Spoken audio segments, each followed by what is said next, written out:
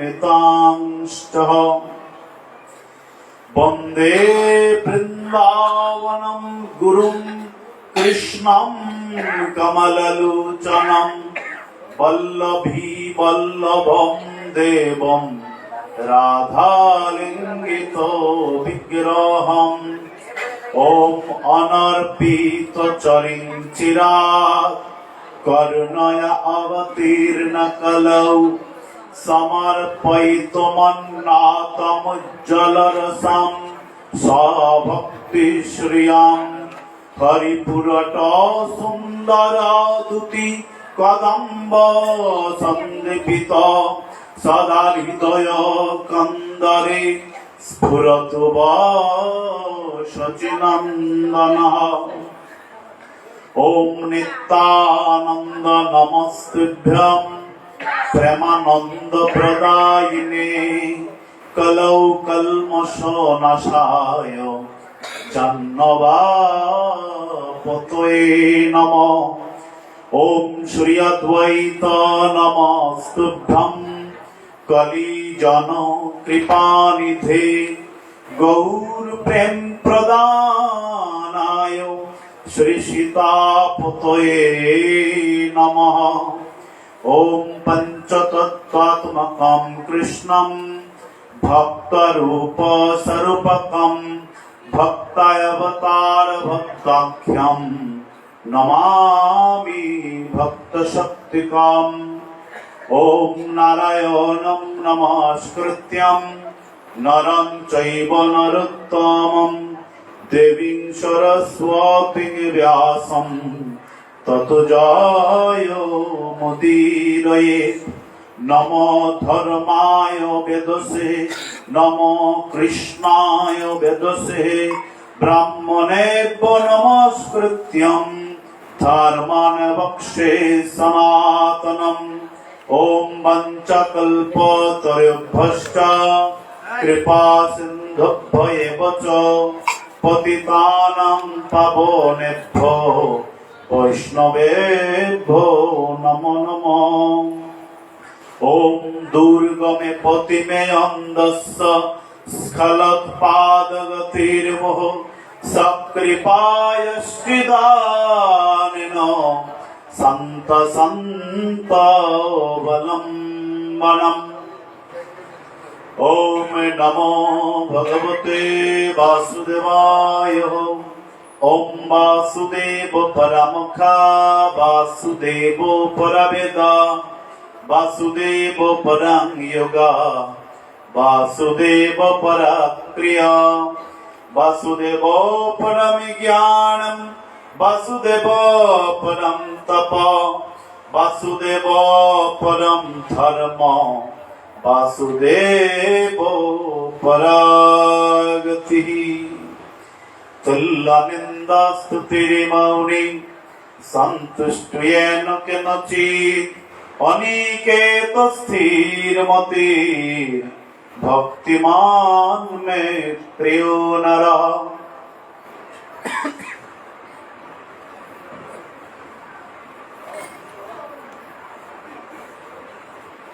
जय निताई, जय गौर, जय सीतानाथ, जय राधा गोपीनाथ। अद्य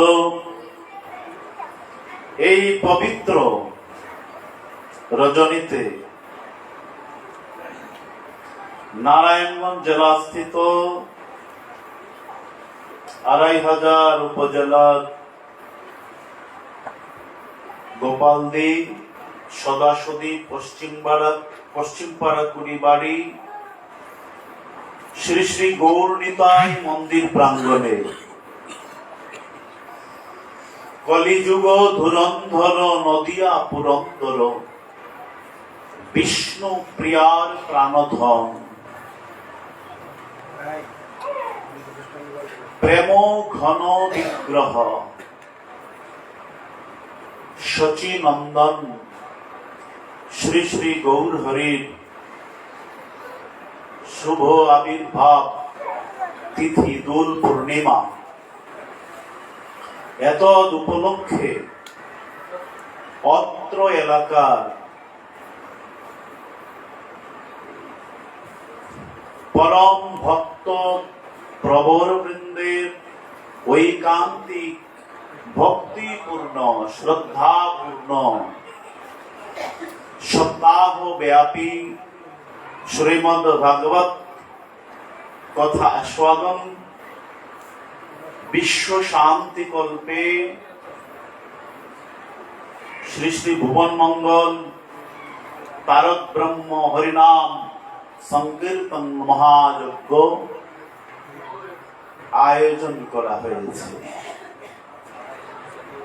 আজকে শ্রী পাঠের তৃতীয় দিবস। প্রথমে সকল সাধু গুরু বৈষ্ণব ভক্তবৃন্দকে বন্দনা করছি। আমাদের এই বঙ্গভূমি গৌর সুন্দরের ভূমি, তাই গৌর হরিবল। আমাদের এই বঙ্গভূমি আমার গৌর সুন্দরের ভূমি। আমাদের কলিযুগের এমন আমরা যারা বঙ্গভূমির সন্তান, আমাদের এমন সুকৃতি এবং সৌভাগ্য যে আমরা এমন এক ভূমিতে জন্মলাভ করেছি, যে ভূমি স্বয়ং শ্রী ভগবানের শ্রী পদরজে রঞ্জিত ভূমি। এটা গৌর দেশ, এটা গৌর ভূমি, এটা গৌর ভূমি, এটা গৌর দেশ, গৌরমণ্ডল ভূমি। দেবাদানে চিন্তামণি তার হয় ব্রজভূমি বাস। আমাদের এই ভূমি গৌরমণ্ডল ভূমি।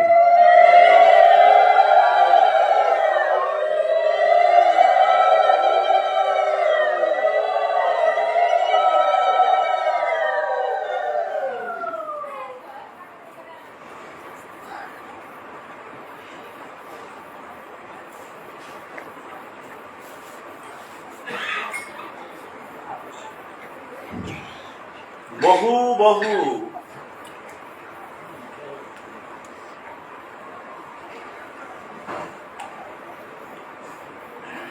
জন্মের সুকৃতির ফলস্বরূপ শ্রীমদ ভাগবতের বচন অনুযায়ী আমরা সুদুর্লভ জন্ম ধারণ করেছি। এই জন্ম ভোগ বিলাসিতার জন্ম নয়, এই জন্ম কামিনী কাঞ্চনে মজে থাকার জন্ম নয়, এই জন্ম ভজনের জন্ম। নরতনু ভজনের মূল, যা আমাদের পূজনীয় দেবগণ বাঞ্ছা করেন এই জন্ম পরিগ্রহ করার জন্য। তাহলে এই জন্ম আমরাও বিনা স্বীকৃতিতে, বিনা পরিশ্রমে আমরা লাভ করিনি। আমাদের শাস্ত্র আচার্যগণ আমাদেরকে সাবধান বাণী প্রদান করেছেন। তুমি জানো না কতেক সুকৃতির ফলে মানুষ উত্তম কুলে তাহে ভারতবর্ষে জন্ম। কতেক সুকৃতির ফলে মানুষ উত্তম কুলে তাহে ভারতবর্ষে জন্ম। এই জন্ম কোন সাধারণ জন্ম নয়। এই জন্ম পরিগ্রহ করে তুমি অবহেলায় এই সুদূর্লভ ক্ষণস্থায়ী, দীর্ঘস্থায়ী নয়, অত্যন্ত ক্ষণস্থায়ী জন্ম, এজন্যে এই জন্মটাকে অবহেলায় কাটিয়ে দিও না। এই সংসারে কতদিন আমরা আয়ু লাভ করেছি সেটা আমরা কেউ জানি না। মহারাজ পরীক্ষিত জানতে পেরেছিলেন 7 দিন বাঁচবেন, এজন্যই তিনি শ্রী ভগবত চরণারবিন্দ লাভ করার জন্য মরিয়া হয়ে উঠেছিলেন। ওনার তৃষ্ণা কোটি গুণ বেড়ে গিয়েছিল। আমার তো সময় বেশি নেই, মাত্র 7 দিন। কি করে 7 দিন অন্তে আমার এই পাপময় কলেবর পরিত্যাগ করে যে জন্ম লাভ করেছি শ্রী কৃষ্ণ কৃপায়, সেই শ্রীকৃষ্ণ পদারবিন্দ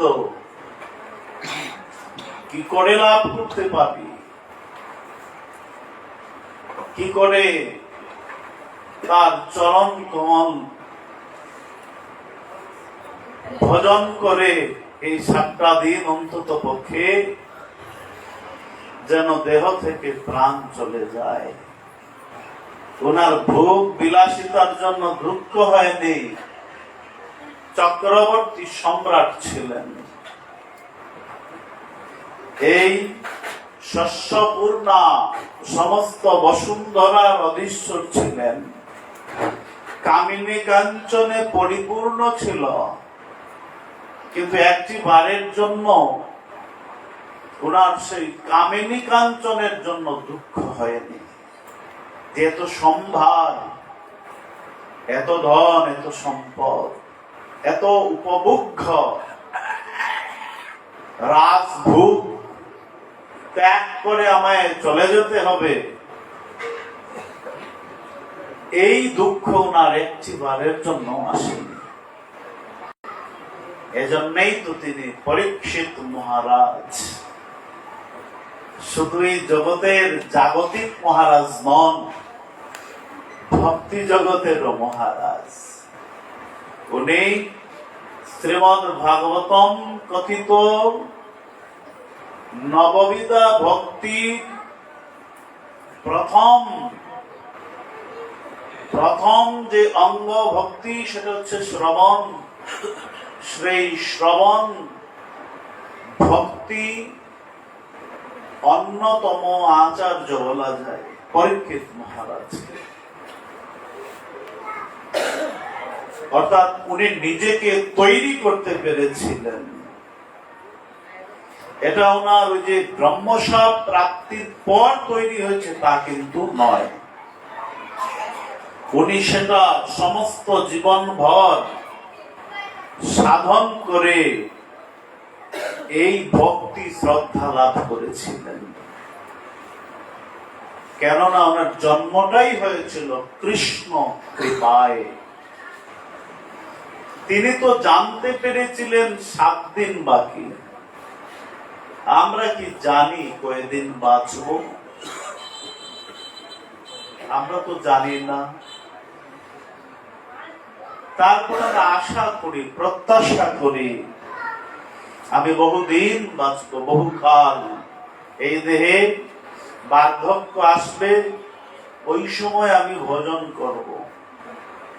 এখন যত পারি ভোগ করি, তাই না? এরকমই তো মনোবৃত্তি। এখন দিন দিন কিছুটা কমছে এই মনোবৃত্তিটা শ্রীমদ ভাগবতমের কৃপায়, হরিকথার কৃপায়। যে শুধুমাত্র বৃদ্ধকালে ভজন করবে, এটা মানুষের একটা মনস্তাত্ত্বিক ব্যাপার হয়ে গিয়েছিল। যে আগের জীবনটা হচ্ছে ভোগ বিলাসিতার জীবন, আর পরের জীবনটা হচ্ছে ভজনের জন্য। কিন্তু হরিকথার কৃপায় আমরা বুঝতে পারছি এখন যে ভজনের দিন যবে থেকে এই জগৎ সংসারকে বুঝতে শেখা যায়, সেই দিন থেকেই ভজনের দিন শুরু। শাস্ত্র আজ্ঞা করে দিয়েছেন, যদি 5 বছর থেকে পারা যায় সেটা আরো ভালো, নচেত 8 বছর থেকে অবশ্যম্ভাবী। এটা কিন্তু স্মৃতি শাস্ত্র আমাদেরকে বহু পূর্বেই জানিয়ে দিয়েছেন যে 8 থেকে 80 বছর পর্যন্ত বাধ্যতামূলক। এটা স্মৃতি শাস্ত্রে আছে। একাদশী ব্রতাদি থেকে শুরু করে অন্যান্য সাধন ভজনাদি ক্রিয়া 8 বছর থেকে শুরু। কিন্তু এই সংস্কার তো আমরা পাই না, এই শিক্ষা তো আমরা পাই না। সমস্ত সংসার পরিবারে ভোগ বিলাসিতার চর্চা করা হয়, ভজনের চর্চা খুব কম হয়, কম হচ্ছে। জন্ম দিলেই শুধু পিতামাতা হওয়া যায় না, শ্রীমদ্ ভাগবতম অস্বীকার করেছেন। শ্রীমদ্ ভাগবতম বলছেন সেই পিতামাতা নয় যদি তার সন্তানকে ভক্তির সংস্কার প্রদান না করে, ভজনের সংস্কার প্রদান না করে। শ্রীমদ্ ভাগবতম সেই পিতৃমাতৃত্ব অস্বীকার করেছেন।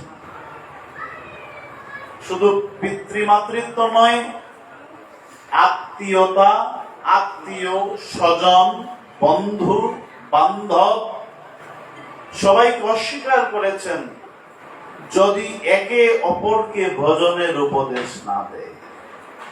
সেই স্বজন স্বজন নয়, সেই বন্ধু বন্ধু নয়, সেই আত্মীয় আত্মীয় নয়, সেই পিতা মাতা নয়, এমনকি গুরুর কথা বলা হয়েছে সেই গুরুও গুরু নন যদি আপন শিষ্যকে ভজনের পথ দেখিয়ে না দেন। শ্রীমদ্ ভাগবত অস্বীকার করেছেন। এজন্যই মানব জন্ম অত্যন্ত ক্ষণস্থায়ী কিন্তু মহামূল্যবান। মহামূল্যবান জন্ম 84 লক্ষ জুড়ি 1000 কোটি বার পরিভ্রমণ করার পর এই ভজনযোগ্য দেহ আসে, দেহ লাভ হয় আমাদের। তাই আমরা যদি কামিনী কাঞ্চন রসে ডুবে থেকে লাভ, পূজা, প্রতিষ্ঠা এগুলোতে আমরা কাটিয়ে দেই, তাহলে আমাদের এই জন্ম ব্যর্থতায় পর্যবসিত হবে। পুনশ্চ 84 লক্ষ জনি আমাদেরকে পরিভ্রমণ করতে হবে, আবার হাজার হাজার কোটি কোটি বার। তৎপর হয়তো বা ভগবত কৃপায় সেই সুযোগ আসবে, তখনও যদি আবার আমরা ওই রকম করি তাহলে এই জন্ম মৃত্যুর চক্র চলতেই থাকবে। আমাদের এই জড়ময় জগৎ থেকে আমাদের কখনো বন্ধন খণ্ডন হবে না। শ্রী ভগবান পরম করুণাময়, করুণা বরুণালয়। তিনি চান না আমরা এই জগতের বন্ধনে হাজার হাজার কোটি জন্ম অতিবাহিত করি। তাই তিনি পরম করুণা ঘন চিত্ত হয়ে এই জগতে তার কোনো প্রয়োজন নেই, তার আসার কোনো প্রয়োজন নেই এই জগতে, এই জগতে, এই ভুলুকে কোনো প্রয়োজন নেই। তথাপি তিনি গোলক থেকে ভুলুকে তিনি অবতরণ করেন আপন ইচ্ছায় এই জগৎ মঙ্গলের জন্য, জগৎ জীবের উদ্ধার করার জন্য। জগৎ জীব উদ্ধার হয় কিসে? জগৎ জীব উদ্ধার হয় একমাত্র শ্রী ভগবত কৃপায়, করুণায়, তার নামে, তার প্রেমে, তার লীলায়, তার কথায় জগৎ জীব উদ্ধার হয়। এজন্যই তিনি আসেন। তার আসার মূল লক্ষ্যটাই হচ্ছে জগৎ জীবকে উদ্ধার করা, এই জগৎ জীবকে মহাপ্রেম দান করা। এই প্রেম ভক্তি বস্তুটাই হচ্ছে জগৎ জীবের মূল, এই জগৎ সংসারে আসার মূল লক্ষ্য বস্তু এবং উদ্দেশ্য। এই প্রেম ভক্তিকে লাভ করা। এই প্রেম ভক্তি যতক্ষণ পর্যন্ত লাভ না হচ্ছে, যতক্ষণ পর্যন্ত হৃদয়ের মধ্যে প্রেম ভক্তির জাগরণ না হচ্ছে, ততক্ষণ পর্যন্ত একজন মানুষ আকারধারী মানুষ হয়, কিন্তু প্রকৃত মানুষ হতে পারে না। মানুষের আকার হইলেই কি হয়, করহ ভূতের কাম, নহিলে বদনে কেন না বলহ শ্রীকৃষ্ণ গোবিন্দ নাম। বলছেন মানুষের আকার হলেই মানুষ হওয়া যায় না। মানুষ তখনই হওয়া যায় যখন হৃদয়ের মধ্যে প্রকৃত নিষ্কপট নিষ্কাম ভক্তিকে ধারণ করা যায়। দুটো কথা যুক্ত হয়েছে, নিষ্কপট, নিষ্কাম, অহৈতুকী। আজকাল মানুষ কামনা বাসনা করতে করতে করতে করতে করতে এমন জায়গায় পৌঁছিয়েছে, আমার গৌর সুন্দরের কাছে গিয়েও কামনা করে, নিতাই চাঁদের কাছে গিয়েও কামনা করে, ভগবত চরণ কমলে কামনা করে, মহানাম যজ্ঞে গিয়ে কামনা করে, মানত করে। জানি না এদিকে আছে কিরকম কি আছে, সবটুকু জানি না, কিন্তু আমি দেখেছি যে মানত করে, কামনা করে। কিন্তু দাতৃংশ সেবাপরাধের মধ্যে একটি অপরাধ হচ্ছে ভগবত সম্মুখে এরকম মানত করা, কামনা করা, সঙ্গে সঙ্গে অপরাধ হয়ে যাবে। এই মানত করা বা কামনা করা হচ্ছে লেনা দেনা। ভগবান কি দোকানদার? দোকানদারি করার জন্য এসেছেন? পূজা পাবার জন্য জগতে এসেছেন?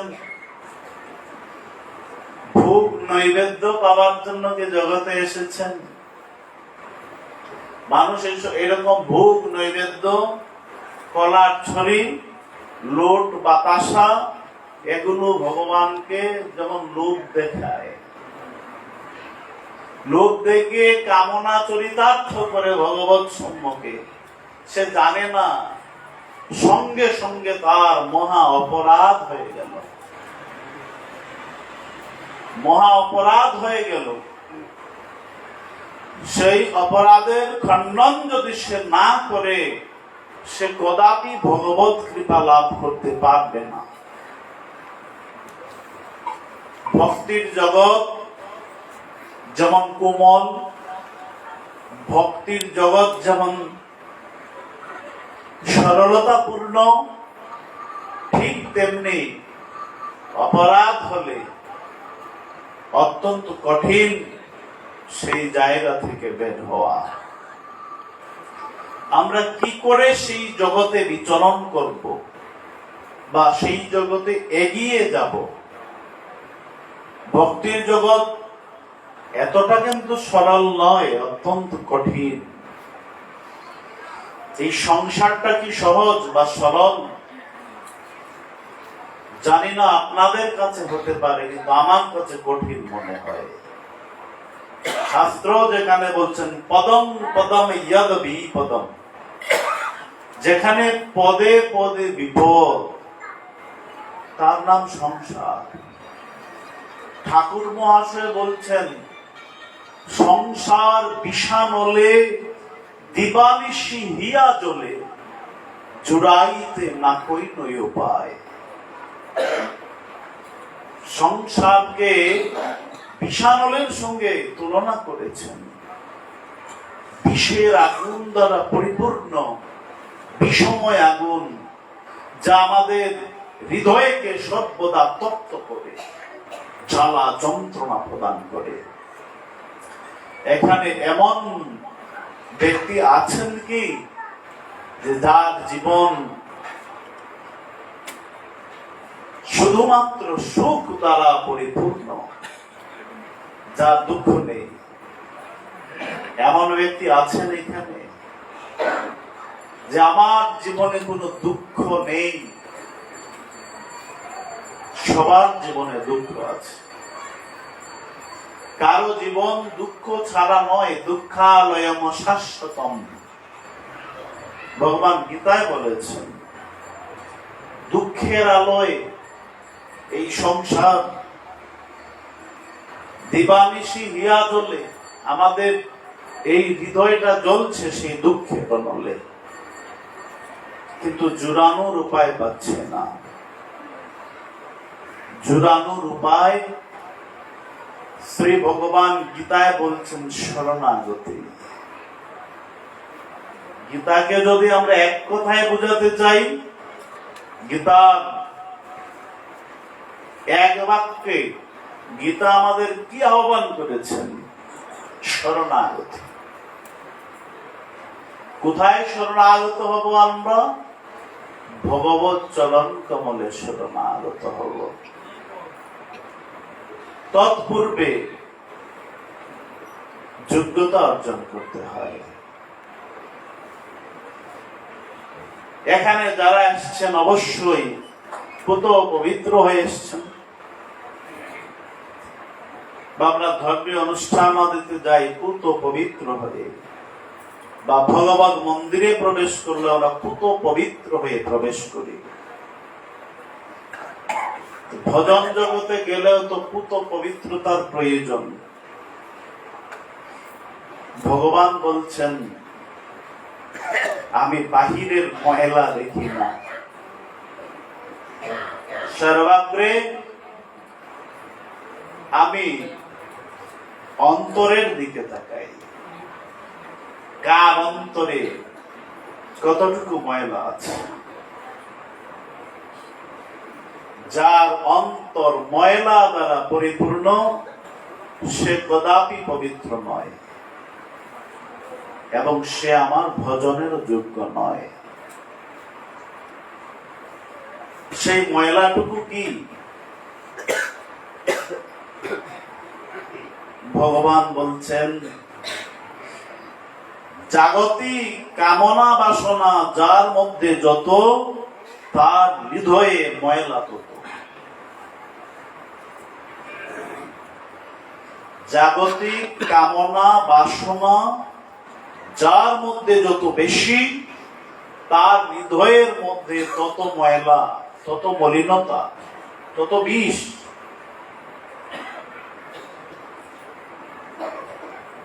এটা ভগবান লীলার মধ্যেও কিন্তু শিক্ষা দিয়েছেন। কালীয় দমন লীলা, শত শত কণা যমুনার জল বিষাক্ত হয়ে গিয়েছে। ভগবান কালীয় নাগের ফনায় উঠে নৃত্য করলেন, কালীয় নাগকে শিক্ষা দিলেন, বললেন তুমি চলে যাও এই হৃদয়ে যমুনা থেকে, যাও। আমার পদচিহ্ন, আমার পদকমল যেখানে পড়ে সেখানে কোনো প্রকার কামনা বাসনার বিষ থাকতে পারে না। যার হৃদয়ে যত কামনা বাসনা পূর্ণ, সে ততই ভগবত চরণ কমলের দূরত্বে অবস্থান করে। আর এই কামনা বাসনা যে যত ত্যাগ করতে থাকে, তার হৃদ যমুনা থেকে সেই কামনা বাসনা রূপী কালীয় নাগ দূরে চলে যেতে থাকে। এজন্যই কিন্তু গীতার প্রথমেই কিন্তু আত্মতত্ত্ব বলেই ভগবান বলেছেন নিষ্কাম কর্মতত্ত্বের কথা, নিষ্কামতার কথা, নিষ্কাম হওয়ার জন্য।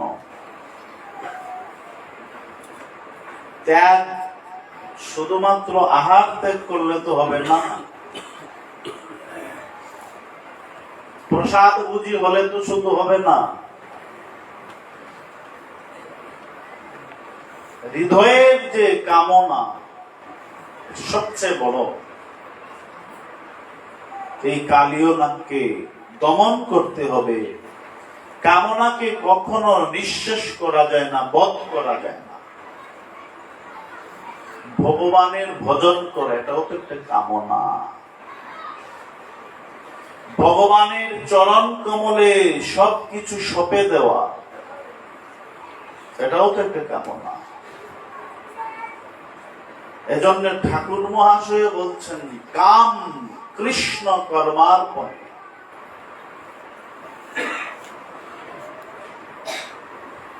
এই কামনা বাসনাটাকে আমাদেরকে ধাবিত করতে হবে ভগবত চরণ কমলে সবকিছু অর্পণ করে দেওয়ার মাধ্যমে। সবকিছু যা আছে সব, কোনো কিছু নিজের বলা যাবে না। প্রতিটি ক্ষণে ক্ষণে তার চরণে সবকিছু অর্পণ করে দিতে হবে। তখন ধীরে ধীরে সেই কামনা বাসনা রূপী কালীয় নাগ আমাদের হৃদয়ে যমুনা থেকে দূরে চলে যাবে। আমাদের হৃদয়ে যমুনা নির্মল হবে। এই জগতে এত অশান্তি কেন এখন? এত দ্বন্দ্ব, এত হিংসা, এত হানাহানি, এত বিদ্বেষ কেন? এই কামনার জন্য। এই কামনা বাসনার জন্যই এই কামনা বাসনা রূপী কালীয় নাগ শত শত ফনার বিষ ঢেলে দিচ্ছে হৃদয়ের মধ্যে। আর সেই পয়জনাস মানুষগুলো থেকে এই সমস্ত বিষ জগতে ছড়াচ্ছে, দুঃখ দিচ্ছে আরেকজনকে। এ সমস্ত মানুষ কদাপি ভগবত কৃপা লাভ করতে পারবে না। ভক্তি তো দূরের কথা, বিসিএস ক্যাডার কি ঘরে ঘরে হয়? হতে পারে। এক একটি গ্রামেও একজন হয় না, অনেকগুলো গ্রামের মধ্যে একজন হয়। ভগবত ভক্তিটাও সাধারণ নয়।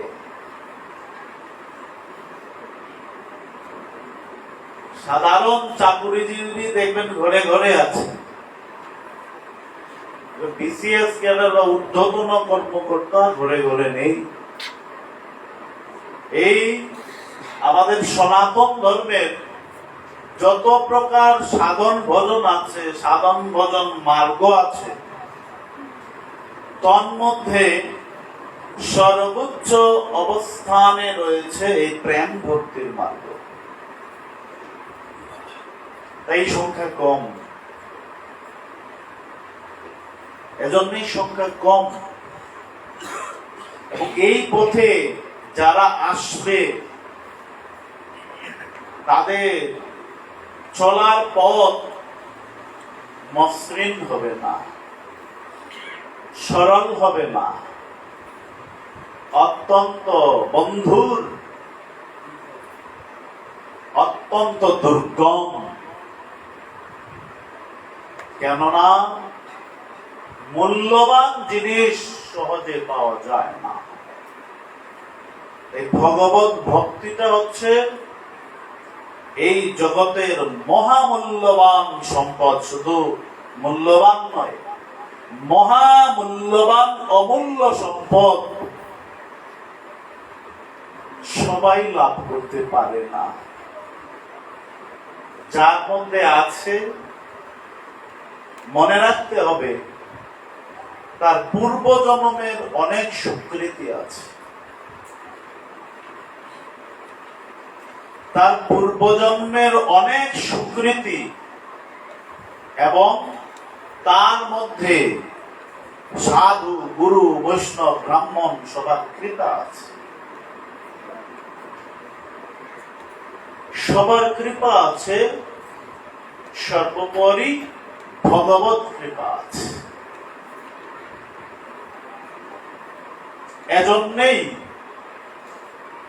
এজন্যই সে এই পথে আসতে পারে। সবার জন্য নয়, সবাই আসতে পারে না। উত্তর অঞ্চলে এই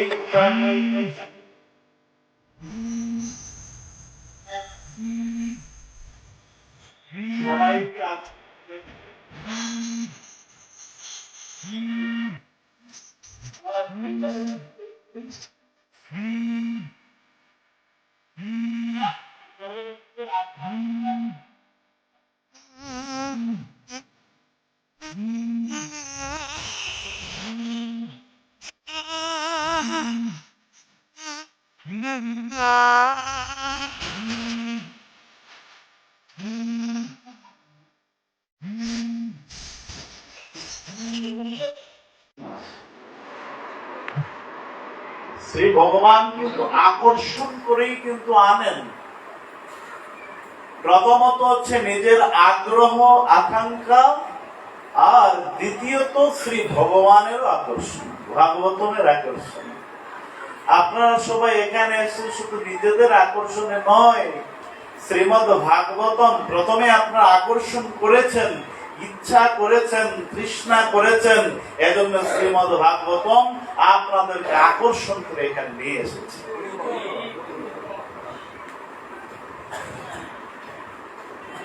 সম্মিলিত কৃপা শক্তি। এজন্য এগুলো সবার নয়। যাদের হৃদয়ে তৃষ্ণা জাগ্রত হবে বিন্দু মাত্র, সেই বিন্দুকেই শ্রীমদ ভাগবতম সিন্ধুতে রূপান্তরিত করেন। এই আকর্ষণটা কিছু থাকা চাই ভক্তি জগতে। আমরা কিন্তু দামোদর লীলা দেখতে পাই, সেই 2 আঙ্গুল ফাঁকটা পূরণ করা প্রথমে তো ভক্তের চেষ্টা। ভক্তকে চেষ্টা করতে হয়, আর ওই চেষ্টার নামটা হচ্ছে সাধনা। ওই চেষ্টার নামটা হচ্ছে সাধনা, বিভিন্ন প্রকারের সাধনা। আর ত্যাগ ছাড়া সেই সাধনা হয় না। কিসের ত্যাগ? ঘরবাড়ি ত্যাগ করে চলে যাওয়া।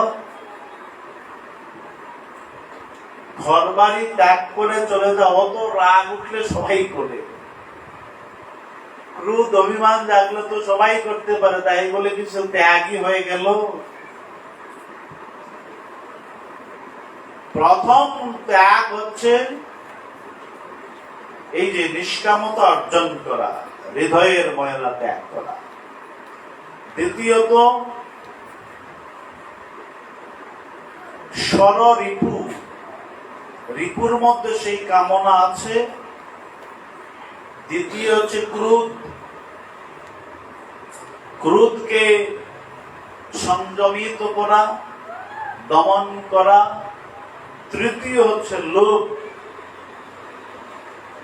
চতুর্থ মোহ, সংসারের প্রতি মোহ থাকতে পারে, বিষয়ের প্রতি মোহ থাকতে পারে, সেই সমস্ত মোহের কথা বলা হয়েছে। মদ,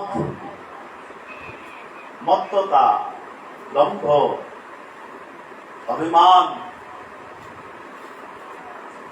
তারপর মাৎসর্য, হিংসা, পরস্ত্রী কাতরতা, এই সমস্ত আদি হচ্ছে মলিনতা, ময়লা। এগুলো হচ্ছে হৃদয়ের ময়লা। বাইরে একটু আপনার গায়ে ধুলোবালি লেগে আছে, তার জন্য ভগবান আপনাকে অবাঞ্ছিত করবেন না। কিন্তু হৃদয়ের মধ্যে যদি ময়লা থাকে, ওইটা 16 আনা থাকা চাই। ভগবান 16 আনা ছাড়া পার করেন না। নৌকা বিলাসে আমরা দেখতে পাই সখীগণকে, সেই গোপীগণকে 16 আনা ছাড়া, অর্থাৎ শরণাগতি, 16 আনা শরণাগতি ছাড়া শ্রী ভগবান করুণা করেন না। ভক্ত দুই প্রকারের হয়। এক হচ্ছে বাদর ছানা ভক্ত, দুই হচ্ছে বিড়াল ছানা ভক্ত।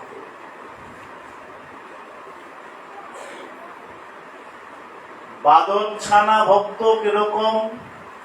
বাদরের বাচ্চা দেখবেন, বাচ্চাটা তার মাকে জড়িয়ে রাখিয়ে থাকে, তার নিজের উপর ভরসা করে, তার মায়ের উপর ভরসা সে করতে পারে না, বিশ্বাস করে না, মাকে বিশ্বাস করে না, মার উপরে ভরসা নেই। এজন্য সে নিজে তার মায়ের কাঁধকে জড়িয়ে ধরে রাখে, মা এক জায়গা থেকে অন্য জায়গায় যায়। বিড়ালের ছানা দেখবেন কি করে? বিড়ালের ছানা সে নিজেকে পূর্ণরূপে তার মায়ের কাছে সমর্পণ করে দেয়। যে বিড়াল দাঁত দিয়ে ইঁদুরকে হত্যা করে, ওই দাঁত দিয়ে বিড়াল তার বাচ্চাকে দেখবেন এক জায়গা থেকে অন্য জায়গায় নিয়ে যায় কামড় দিয়ে, বাচ্চা কিন্তু ব্যথা পায় না। সেই বিড়াল ছানা তার মায়ের কাছে নিজেকে 16 আনা সমর্পণ করে দেয় বিশ্বাস ভরসার সহিত। মা, তুমি আমায় যেখানে নিয়ে যাবে আমি সেখানেই যাব, তুমি আমায় যা করবে আমার তাই হবে, তুমি আমায় যদি তোমার মুখ থেকে উঁচু থেকে ফেলেও দাও আমি মৃত্যু বরণ করে নেব। এইরকম ভরসা বিড়াল ছানা তার মায়ের উপর করে থাকে, বাদর ছানাটা করতে পারে না। ভক্তের মধ্যেও এরকম থাকে, ভালোবাসে, বাসে না যে তা না, কিন্তু পূর্ণ ভরসা এবং বিশ্বাস করতে পারে না ভগবানের উপর। এরা হয় বাদর ছানা ভক্ত। এরা কিন্তু সেই ভগবত পূর্ণ কৃপা লাভ করতে পারে না যতক্ষণ পর্যন্ত না তার 16 আনা আত্মসমর্পণ ভাব আসে। বিড়াল ছানা ভক্ত হওয়া চাই, একদম পুরোপুরি নিজেকে ভগবত চরণারবিন্দে সমর্পণ করে দেওয়া। নিতাই গৌর হরি বল।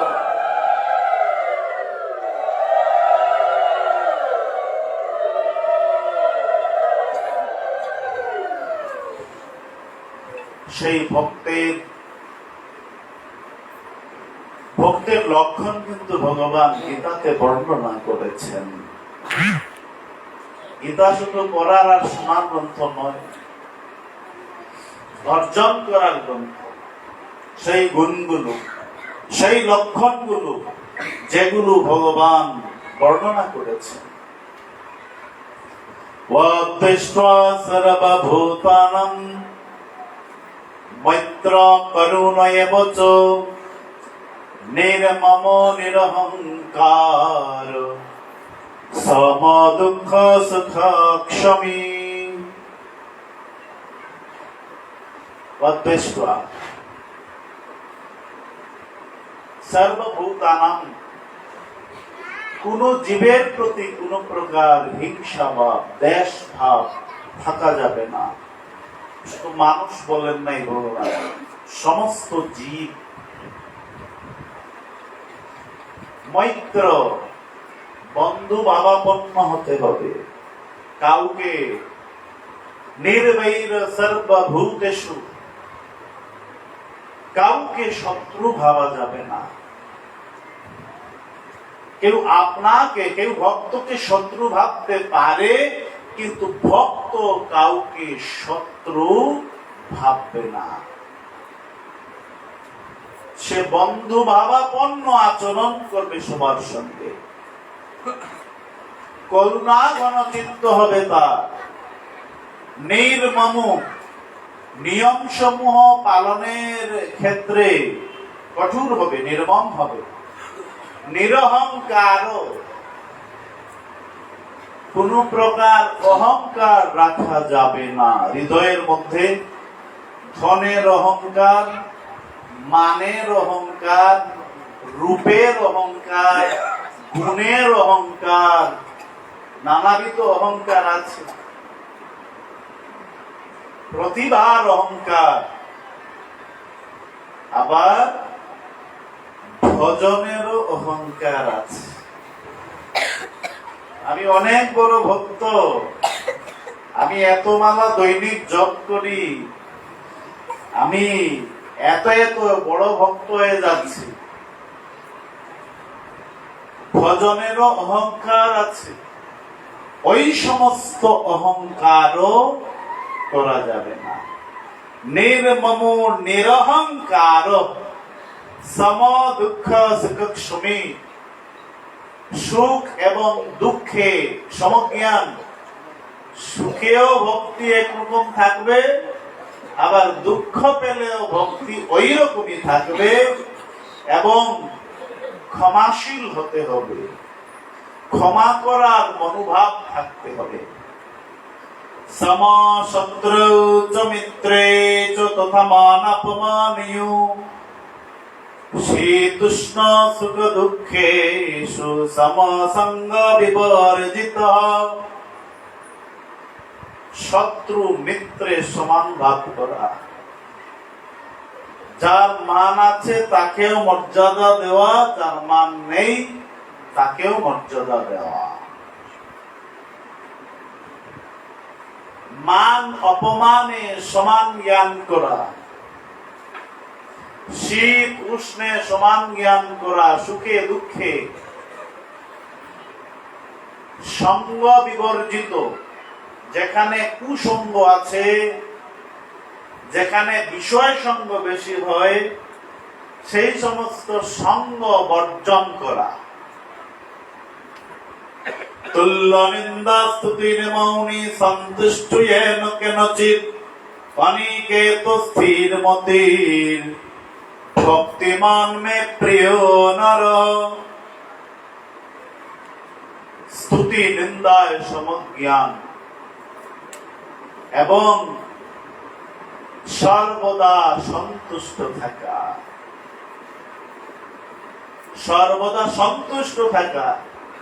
ইয়াদ রিচ্ছা লাভ সন্তুষ্ট, আমার যা আছে, আমি যেমন যে অবস্থাতে আছি ওই অবস্থাতেই সন্তুষ্ট থাকা। আমার কেন ধন হলো না, আমার কেন এত এত জন হলো না, আমার কেন এত মানুষ নেই, আমার কেন সন্তান সন্ততি নেই, আমার কেন রূপবতী স্ত্রী নেই, আমার কেন গুণবান স্বামী নেই, আমার কেন ধন নেই, আমার কেন অট্টালিকা নেই, আমার কেন রূপ নেই, আমার কেন গুণ নেই। এই যে অসন্তুষ্টি, এই অসন্তুষ্টি যতক্ষণ পর্যন্ত হৃদয়ের মধ্যে থাকবে ততক্ষণ পর্যন্ত ভক্তি লাভ হবে না। সন্তুষ্ট সর্বদা, ভগবান গীতায় বলছেন কি, সর্বদা সন্তুষ্ট থাকো, তোমার যা আছে তাই নেই। কেননা যা কিছু প্রাপ্ত হয় মানুষ, তা তার পূর্ব জন্মের প্রারব্ধ অনুযায়ী প্রাপ্ত হয়, পূর্ব জন্মসমূহের কর্মফল অনুযায়ী। এবং যা কিছু প্রাপ্তি হবে সে ভিখারি থেকে রাজাও হতে পারে, প্রারব্ধে যদি থাকে। তাই শ্রী ভগবান এই জাগতিক প্রাপ্তি অপ্রাপ্তির বিষয়ে নিরুৎসাহিত করেছেন যে যা আছে তুমি সন্তুষ্ট থাকবে, যদি আমার ভক্ত হতে চাও। তোমার যা আছে তুমি যেরকম তাতে তুমি সন্তুষ্ট থাকো, অসন্তুষ্ট হইও না, অতৃপ্ত হইও না, শান্তি পাবে না, সুখ পাবে না এবং স্থির হতে পারবে না। স্থিরতা আসবে না চিত্তে। যার হৃদয়ে কামনা বাসনা দ্বারা পূর্ণ, যার হৃদয়ে সন্তুষ্টি নেই, সে কখনো স্থির হতে পারে না। তার চিত্ত সর্বদা চঞ্চল থাকবে। সন্তুষ্ট হওয়ার জন্য ভগবান বলছেন অনিকেত,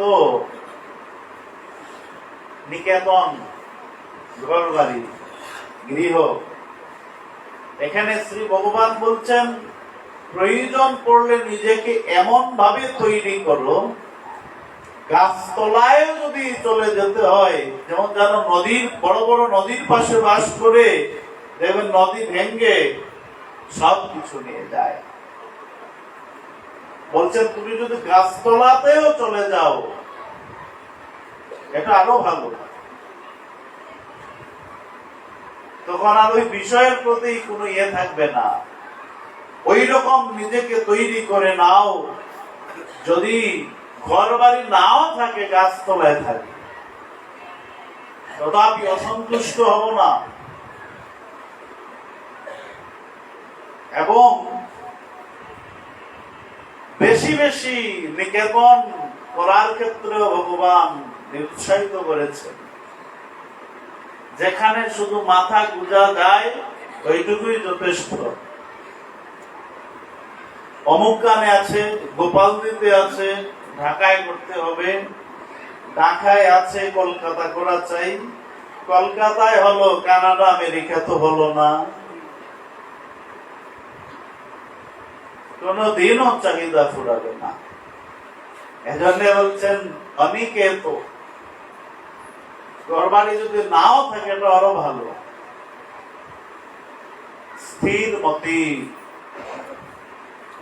এই সমস্ত গুণের দ্বারা স্থির চিত্ত হতে হবে। আর এগুলো অর্জন করলে ভক্তিমান হওয়া যায়। আর সেই ভক্তি যদি হৃদয়ে আসে, আমার প্রতি যদি শরণাগতি আসে, সেই সমস্ত মানুষই আমার প্রিয়। ভগবানের প্রিয় পাত্র হতে হলে এই গুণগুলোকে আমাদের অর্জন করা চাই। আর এই গুণগুলোই সাধনা। আর এই গুণগুলো অর্জন করলেই তবে ভক্ত হওয়া যায়। আপনারা হতে পেরেছেন, আমি হতে পারিনি। এজন্যই শ্রীমন মহাপ্রভু গৌর সুন্দরের আজ্ঞা অনুযায়ী আপনাদের সঙ্গ করার মানসিক আশা। কেননা এই সমস্ত গুণ যাদের মধ্যে বিদ্যমান, কেবলমাত্র তার সঙ্গ করলেই ওই সমস্ত গুণ অর্জন করা যাবে এবং ভক্ত হওয়া যাবে।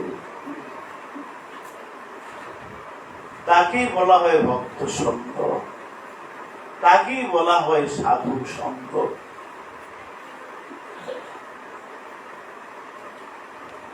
এই সমস্ত গুণের অধিকারী ছিলেন যাকে প্রেম ভক্তি জগতের প্রথম অঙ্কুর বলে আখ্যা দেওয়া হয়েছে, শ্রীল মাধবেন্দ্র পরিপাদ।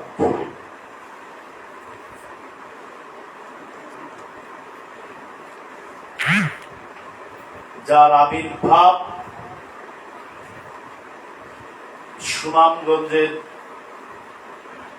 তাহিরপুর উপজেলার অন্তর্গত, তৎকালীন নাম ছিল পূর্ণিপাদ, বর্তমান ব্রাহ্মণগাঁও। এই সমস্ত সদ্গুণ দ্বারা বিভূষিত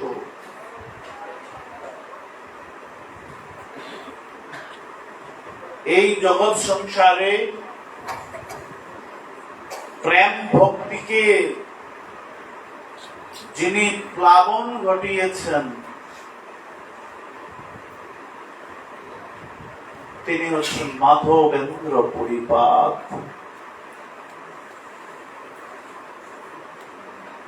কলি পাবনাবতার শ্রীমন মহাপ্রভু গৌর সুন্দরের পরম গুরুদেব শ্রী ঈশ্বরপুরী শ্রীমন নিত্যানন্দ প্রভু, শ্রী অদ্বৈত প্রভু, ওনাদের শ্রী গুরুদেব শ্রীল মাধবেন্দ্র পরিপাদ। শাস্ত্রে পাওয়া যায় ভক্তি যদি লাভ করতে হয়, ভগবানের কাছেও ভক্তি নেই।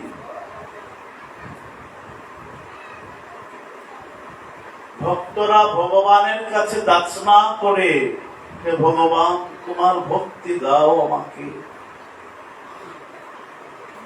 ভগবান বলেন আমার কাছে ভক্তি নেই। কোথায় পাবো? যে জগতের ভক্ত মধু করে না, আমার চরণ কমল থেকে সমস্ত ভক্তি মধু নিয়ে নিয়েছে। এজন্য আমার কাছে আমার কোনো ভক্তি নেই। হতাশ হইও না। সেই ভক্ত মধু করে না, সেই ভক্তি মধু আস্বাদন করে নিঃশেষ করে না, তাদের হৃদয়ের মধ্যে তারা সঞ্চিত করে রাখে। এজন্যে সেই সমস্ত ভক্তি মধুকরের সঙ্গ করো, তাদের প্রেম আলিঙ্গন লাভ করো, তাহলে তোমার মধ্যে সেই ভক্তি মধু সঞ্চারিত হয়ে যাবে।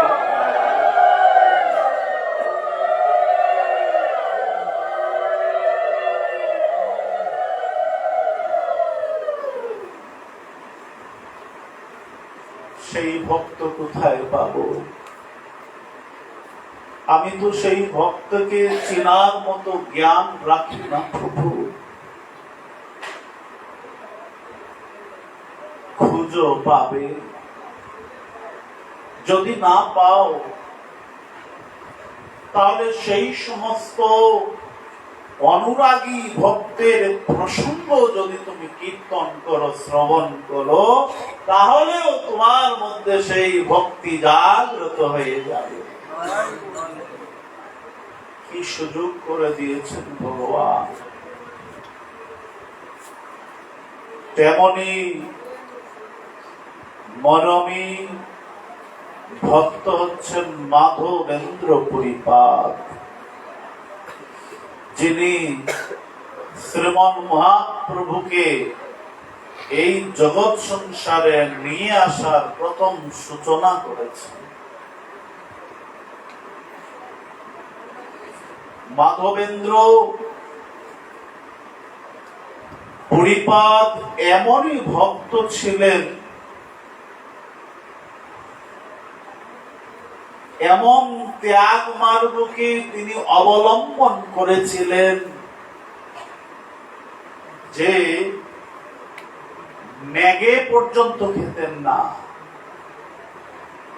ভিক্ষা চেয়েও কারো কাছে কখনো কোনো মাধুকরী করতেন না, অযাচক বৃত্তি পালন করতেন। কেউ যদি যেচে দিত তাহলে তিনি পেতেন, না হলে ওনার হৃদয়ের আহার বিহার যা কিছু আছে সব কৃষ্ণ নাম আর কৃষ্ণ ধ্যান।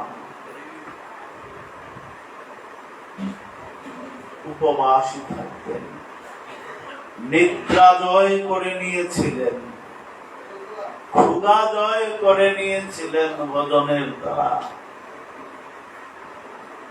তিনি বিভিন্ন স্থান পরিভ্রমণ করে শ্রীধাম বৃন্দাবনে গেলেন। বৃন্দাবনের সেই মহাপবিত্র রজে নিজেকে গোড়াগড়ি দিয়ে প্রেম আনন্দ লাভ করলেন। রাধারানী শ্রীমতী বৃন্দাবনেশ্বরী প্রাণেশ্বরী তিনি যেরকম মহাপ্রেমের মহাগুরু, প্রেম ভক্তির মহাগুরু, মহা ঠাকুরানী, তিনি যে প্রেম বিকার প্রকাশ করতেন কৃষ্ণ বিরহে, ওই রকম শ্রীমতী রাধারানীর প্রেম বিকার দশা প্রথমে মাধবেন্দ্র পরিপাদের মধ্যেও ছিল। বৃন্দাবনে গিয়ে সেই রজে গড়াগড়ি খেয়ে হা কৃষ্ণ হা রাধে বলে মূর্ছিত হতেন। নয়নাশ্রু অবিরল ধারায় প্রবাহিত হতো নয়ন দিয়ে। ক্ষণে ক্ষণে মূর্ছা, ক্ষণে ক্ষণে ঘর্ম, ঘনে ঘনে কম্প, এইরকম প্রেমের অষ্ট সাত্বিক বিকার সমূহনার মধ্যে প্রকাশিত হতো।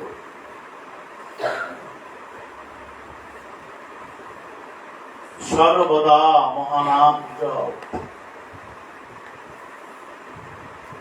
এইভাবে গোবিন্দ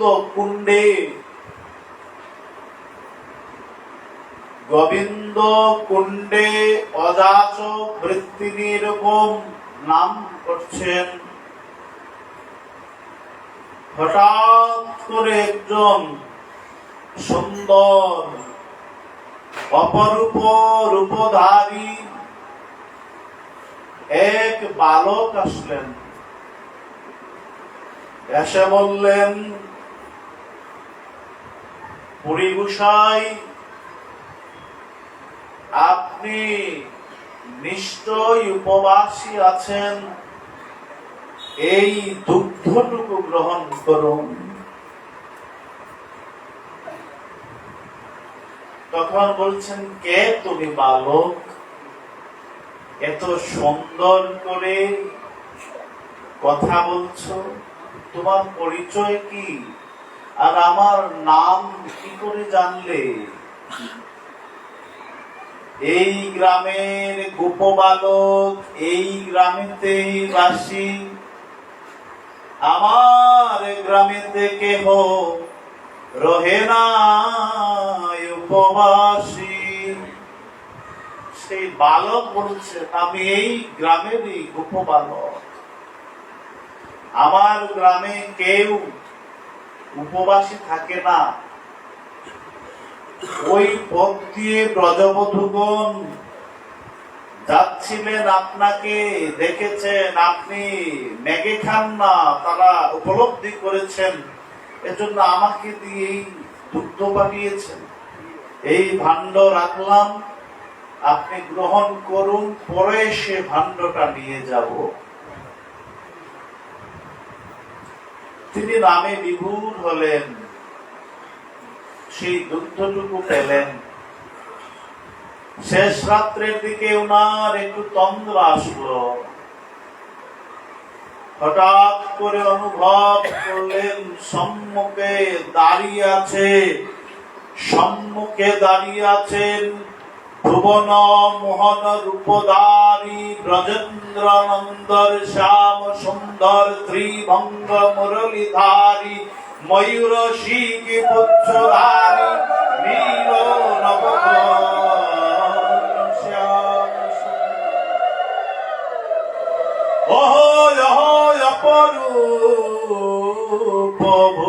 ভুবন মোহন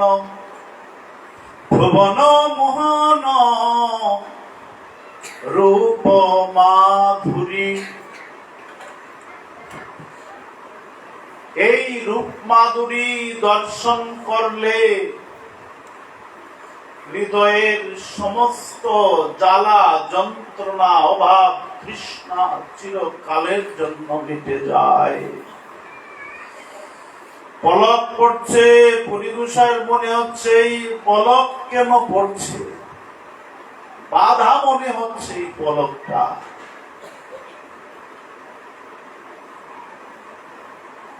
গ্রীষ্মকালে তৃষ্ণার্ত থাকলে যেরকম মানুষ জলপান করে, ওই রকম অনন্তকালের তৃষ্ণা যেন মিটে যাচ্ছে পরিদূষায়। শ্যাম সুন্দরকে দর্শন করে বলছেন, মাধব, আমি বহু দিন ধরে তোমার অপেক্ষা করছি। এই জগতে এত এত মানুষ আছে প্রভু, আমার মতো এক অধম পতিতের অপেক্ষা তুমি কেন করছো? না মাধব, আমার সেবক ম্লেচ্ছ ভয়ে আমাকে ওই কুঞ্জের ভিতরে মাটির তলায় রেখে গেছে। আমি তোমার হস্তে সেবা পেতে চাই। আমাকে কুঞ্জ কেটে উঠাবে, ব্রজবাসীগণকে সঙ্গে নিয়ে আমার সেবা দেবে। আর ওই দুগ্ধদান আমি করেছিলাম মাধব। আমি তোমাকে আকর্ষণ করে এখানে নিয়ে এসেছি। ভগবানের ভক্তের সঙ্গে লীলা। প্রতিমা নহ তুমি সাক্ষাৎ ব্রজেন্দ্র নন্দন। শ্রী ভগবান কখনো প্রতিমা নন, কাঠ পাথর মাটি কখনোই হতে পারে না। যেই রকম কাঠ বুদ্ধি পাথর বুদ্ধি মাটি বুদ্ধি করবে, সঙ্গে সঙ্গে তার মহা অপরাধ হয়ে যাবে। পরের দিবসেই মাধবেন্দ্র পরিপাদ কুঞ্জ কেটে ব্রজবাসীগণকে সঙ্গে নিয়ে সেই জঙ্গলাকীর্ণ কুঞ্জের মধ্যে প্রবেশ করে মাটি খনন করার পর অপূর্ব সুন্দর এক গোপাল বিগ্রহ প্রাপ্ত হলেন। সঙ্গে সঙ্গে দণ্ডবত প্রণামাদি করে শ্রী গোপাল বিগ্রহের অভিষেক সম্পাদন করলেন। সমস্ত ব্রজবাসীগণ দেখা যায় নিমিষের মধ্যেই যে যা পারে দুগ্ধ, ছানা, তারপরে অন্ন, ডাল, তরকারি, যে যা পারে একদম স্তূপ ভরে গেল। সেই ব্রজবাসী ব্রাহ্মণগণ এসে অন্ন ব্যঞ্জনাদি প্রস্তুত করলেন। সে মাধবেন্দ্র পরিপাদ অভিষেকাদি সম্পাদন করে শ্রী গোপালের ভোগ অর্পণ করলেন। এত এত ভক্তগণের মধ্যে এখানে শিক্ষা পাওয়া যায়। অনেকে প্রশ্ন করে, ভগবত সম্মুখে যে এত এত ভোগ নৈবেদ্য দেওয়া হয়, শ্রী ভগবান কি খান? আসলেই খান ভগবান? তো আপনাদের কি ধারণা, ভোগ নৈবেদ্য খান ভগবান? কিছু বলুন, ভোগ নৈবেদ্য খান? ভগবান কি খান? দ্বিধাদ্বন্দ্ব হচ্ছে। ভগবান খায়। ভগবান যদি খান তাহলে আমরা যেরকম দিই সেরকমই তো থাকবে। পাল্টা প্রশ্ন, প্রমাণ কোথায়? প্রশ্ন হবে না? আমি যদি বলি ভগবান খান, তাহলে পাল্টা প্রশ্ন যেরকম দেন ওই রকমই তো থাকে। একটি দানাও তো এদিক সেদিক হয় না। ভগবান যে খান তার প্রমাণটা কি?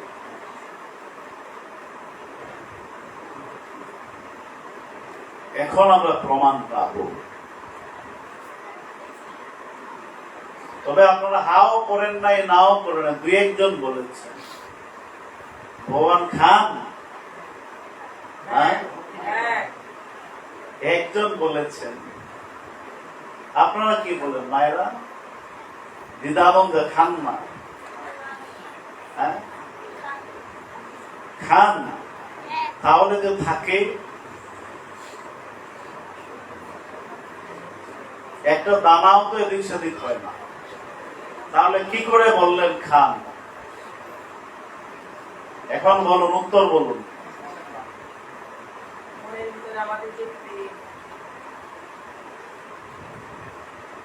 কি মনে হয়?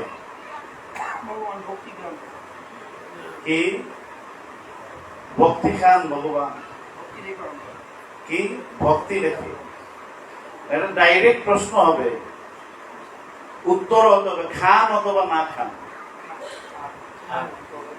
খান, তাহলে এটার উত্তর দেবেন যে খান যেহেতু, তাহলে যেমন রাখা হয় তেমন থাকে কেন? প্রমাণ করি। এখন বলুন, তাহলে খান না নাকি? তাহলে যেমন দেওয়া হয় একটু দানাও এদিক সেদিক হোক না, প্রমাণ কোথায় পাবো? প্রমাণ দিন আমাকে, তাহলে বিশ্বাস করবো। ব্রহ্ম বলছিলেন, ব্রহ্মসংহিতায় অঙ্গ নিজস্ব সকালে বৃত্তিমন্ত্রী। তো এর অর্থ হচ্ছে যে ভগবানের সব অঙ্গ সমান, মানে ভগবান চক্ষু দ্বারা গ্রহণ করতে পারে, দৃষ্টি প্রদর্শন। ভগবান সর্বশক্তিমান, ভগবান সবকিছু করতে পারেন। প্রথমে আমার বুঝতে হবে ভক্তি। তাহলে আপনি কি ওই দাস্য ভাবে করেন? ভগবত আপনি আপনার ভাবটা কি হবে? তাহলে পঞ্চভাব আছে, পঞ্চভাব আছে না? সেই পঞ্চভাবের মধ্যে এখন আমি মনে করুন বাৎসল্য ভাবে ভগবানকে ভজন করি। এই বাৎসল্য ভাবে কি ওই রকম ভগবত্তা আমার কোন সুযোগ আছে? বাৎসল্য ভাবে কি কখনো ভগবানকে ভগবান হিসেবে ভাবা যায়? তাহলে ওই শ্লোক তো এখানে ব্যর্থ হয়ে গেল। এখন উত্তর কি হবে? এখন আমার ভাবটা কিরকম রাখা উচিত? এখন কি বলবেন? তাহলে বলেন খান না, শুধু চেয়ে চেয়ে দেখেন, তাই তো? এটাই কি বিশ্বাস আমাদের? সব দিক দিয়ে হা না করছেন, উত্তরটা একটা বের করতে হবে নাকি? প্রশ্ন কি জটিল হয়ে গেল? এদিকে কি অন্নকূট মহোৎসব হয় না? হ্যাঁ? তাহলে অন্নকূট যদি হয়, অন্নকূট মহোৎসবে ভগবান কি অন্নকূট খেয়েছিলেন না চেয়ে চেয়ে দেখেছিলেন?